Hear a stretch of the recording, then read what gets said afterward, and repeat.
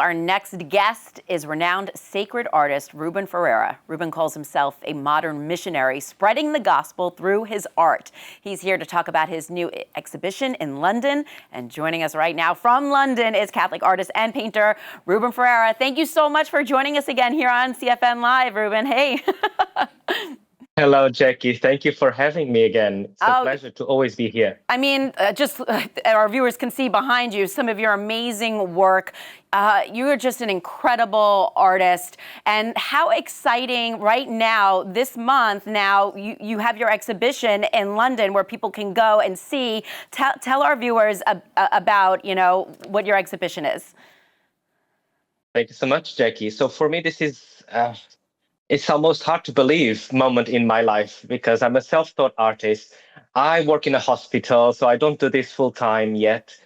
So having managed to put up an exhibition for this occasion, we are celebrating the 80th anniversary of the end of Second World War. And this exhibition is to celebrate all these amazing and sometimes unknown saints that gave their lives to protect others. And they stand here in memory of all the hundreds and thousands of those that have lost their lives. I remember it comes to mind the US soldiers that came to help us live in a free world.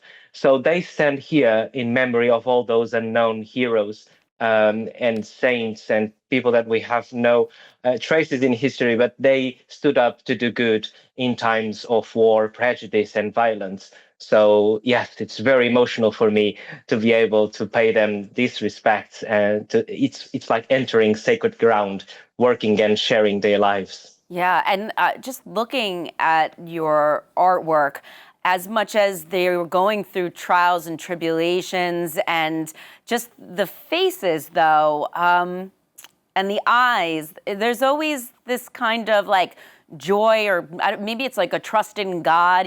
Walk us through some of your artwork and, what you're feeling when you're painting. And I feel like that's always kind of how you portray people. Thank you, Jackie. Often when people look at my paintings, they stop and they look at me and say, well, they look like real people. Well, they were real people. So I think that's the best compliment people can give to my work, because often we forget that the saints, they were human like us. And they had struggles. They had to deal with their own brokenness. They had to deal with sin. They cried, they suffered, but they also rejoiced in the certainty that we have a God that loves us all unconditionally. And that's the joy I want to transmit in some of my paintings. I've been called once the artist that portrays the smiling saints, and I love it. I love it. You cannot be miserable if you believe in a God that loves you unconditionally, and no one wants to follow miserable people anyway. So I think it's always important to show that. And in this exhibition in particular, the smile comes as an act of defiant love. In the middle of all that horror, of concentration camps, of forced labor, of interrogation cells with the Gestapo, the persecution, people dared to love. And love comes from the joy of knowing God's love. And it's a love that we are called to share with our neighbors, with everyone. It's just beautiful. I mean, we're going to pull up a couple pieces of the artwork that's on the exhibition right now. The Blessed Olma family. Walk me through this painting. I love this painting. Oh my God. Do you have an hour for me to speak about this painting? I wish we had an hour. I don't mind at all. I've seen people with tears in their eyes when I explain the story of the Olma family. If we are pro-life and pro-all lives, they are the ones that we should call for our patron saints, because we have a beautiful family here that gave their life for welcoming Jewish people, hiding Jewish people in the attic of their house. People were being killed. Polish people were being killed in the streets just for harboring Jewish people. So they knew the risks to their family, the risks for themselves, the couple, Victoria Ulma and Josef Ulma.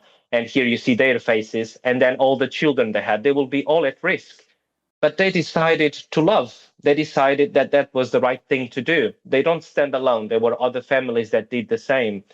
They harbored in their attic 8 Jewish people six men and two women, and they survived in their house with very little meagres, because food was scarce, and it was often a way to spot people harboring Jews is if they asked for more food at the markets. So often Victoria was pregnant, and she used to say it's for the baby or for the dogs. So we know that they had to share the little food they had with the Jewish people they were hiding. They were denounced. A raid came in the morning. The Gestapo went straight to the attic, killed all the eight Jewish people there, and then they dragged the family outside and they killed Victoria and Joseph. And Victoria gave birth with the stress of being killed, and then they decided to kill all the children as well. Ugh. So, for the first time in the history of modern church, we beatified a whole family, including the unborn baby that Victoria was carrying in her womb, because the whole family came together to do the right thing, to look after, our neighbor, even if we diverse in religious beliefs or we don't agree in everything. It's human beings, so they decided to do the right thing. And what moved me deeply when I visited their village in Poland was the Bible of the family. The only thing that was underlined in their Bible was the parable of the Good Samaritan.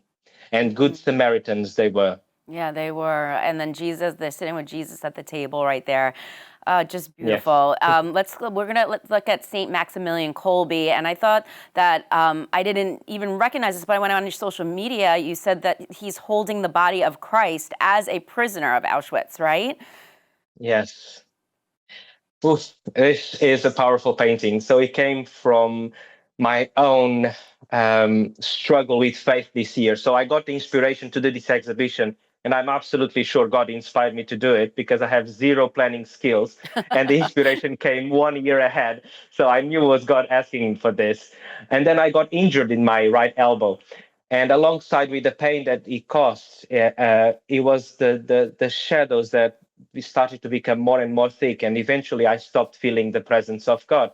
But faithfully, with Mother Mary always holding my hand, I sat and I carry on painting, hoping that I would find Jesus again. And I did at the Ulmus family table. In the smiles of the saints I painted, the risen Christ was there.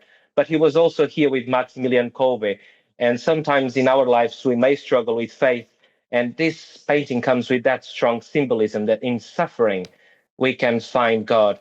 There is a story in Auschwitz that three people were being hanged. They were condemned to the gallows. One of them was a child, and all the prisoners were forced to watch the hanging. The child struggled through a long time because he was lighter, so the hanging took longer. And someone in the middle of all those prisoners watching that terrifying scene asked, "Where is God?" And someone answered, "It's there, hanging on the gallows." So this painting is to show us that in the middle of our broken humanity, our suffering, God is always with us. So Jesus died in the gas chambers, and you see the marks in the background of the painting. When I visited Auschwitz, that image stayed in my mind. So I wanted to make that in the painting. But God died in the gas chambers, in the starvation bunkers, in the gallows. He dies at the war we have in the world today. He died in our own sufferings. He's with us in our own. So I wanted to show that, to tell all this important meaning through this painting. Yeah, and we could just tell, how passionate you are about this, how much of your soul and your spirit you put into each, individual painting. I wish we did have an hour to talk about this. If people are in London, they can see the exhibition right now, but also tell everybody Yeah. your website and where they can follow you on social media, because boy, what a journey.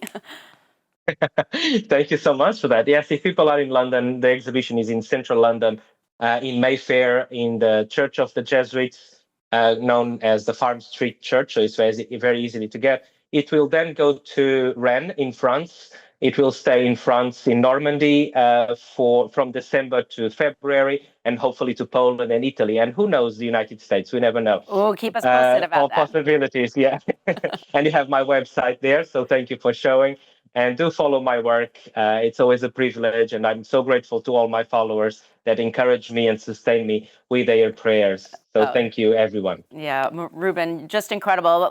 Really quick, I know that you've painted popes in the past. I haven't seen anything on your website or on your Instagram about Pope Leo. Oh, is it in the works? It's not yet in the works, but it's planned. Yes, it's definitely planned. All right, awesome. Well, keep us posted with everything. It's always a pleasure having you on. Same. Thank you so much for having me, Jackie. It's always a pleasure.